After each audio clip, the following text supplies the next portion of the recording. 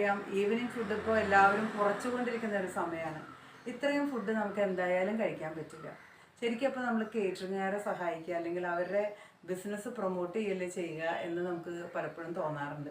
പലരും ഇത്രയും വെച്ചേക്കുന്നതല്ല, എങ്ങനെയുണ്ട് ടേസ്റ്റ് എന്നൊന്ന് അറിയാം എന്ന് വിചാരിച്ച് എടുക്കുക, അത് ഒന്ന് ജസ്റ്റ് ഒന്ന് ടേസ്റ്റ് നോക്കുക, ബാക്കിയുള്ളത് കൊണ്ടുപോയി വേസ്റ്റിലിടുക. ഇതൊക്കെ തന്നെയാണ് നമ്മൾ പലപ്പോഴും ഈ റിസപ്ഷൻ ഏരിയയിലൊക്കെ കാണുന്ന ഒരു കാര്യം. ഒരുപാട് പേര് ഒരു നേരത്തെ ഫുഡിന് വകയില്ലാതെ ബുദ്ധിമുട്ടുന്ന സമയത്ത് ഇങ്ങനെയുള്ള കാഴ്ചകളൊക്കെ പലപ്പോഴും മനസ്സിന് വിഷമം തോന്നിക്കാറുള്ള കാഴ്ചകളാണ്. വിവാഹം എന്നുള്ളത് പവിത്രമായ ഒരു കർമ്മമാണ്.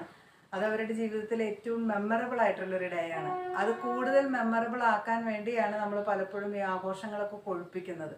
പക്ഷേ ഈ ആഘോഷങ്ങൾക്കിടയിൽ അവരുടെ ആ ഒരു ഇമ്പോർട്ടൻസ് കുറഞ്ഞു പോകാതെ ആ കപ്പിൾസിന് കൂടുതൽ ഇമ്പോർട്ടൻസ് കൊടുത്തുകൊണ്ട് അവരെ എല്ലാവരും ഒന്ന് ബ്ലെസ് ചെയ്യാനും അവരോടൊത്തൊരു ഫോട്ടോ എടുക്കാനും ഒക്കെ ഉള്ളൊരു ചാൻസ് കൂടി കിട്ടാവുന്ന വിധത്തിൽ ആഘോഷങ്ങൾ ഡാൻസേഴ്സിനും സിംഗേഴ്സിനും ഉള്ളതിനേക്കാൾ കുറച്ചുകൂടി പ്രാധാന്യം ആ കപ്പിൾസിന് കിട്ടുന്ന രീതിയിലേക്ക് നമ്മുടെ വിവാഹ ആഘോഷങ്ങൾ മാറട്ടെ എന്ന് ഞാൻ ആശംസിക്കുകയാണ്.